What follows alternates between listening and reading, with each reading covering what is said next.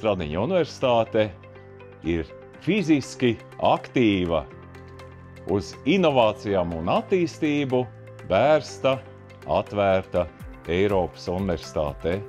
Šodien mēs būvējam savu nākotni, jo mēs uzskatām, ka šajā nākotnē, šajā skaistajā objektā Rīgas Stradiņa universitātes sporta centrā notiks ne tikai studentu un docētāju aktivitātes, ne tikai dažādu sporta komandu sagatavošanās atbilstīgiem mačiem, ne tikai pašas sacensības, bet tā būs arī kolosāla vieta mūsu studiju procesam, mūsu pētniecībai un mūsu inovāciju attīstībai.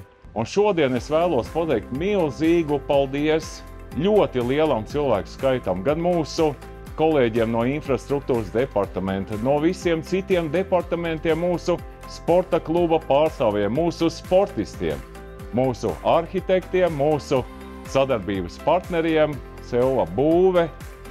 Un mēs ļoti ceram, ka jau 26. gadā šis objekts tiks nodots visu mūsu lietošanai.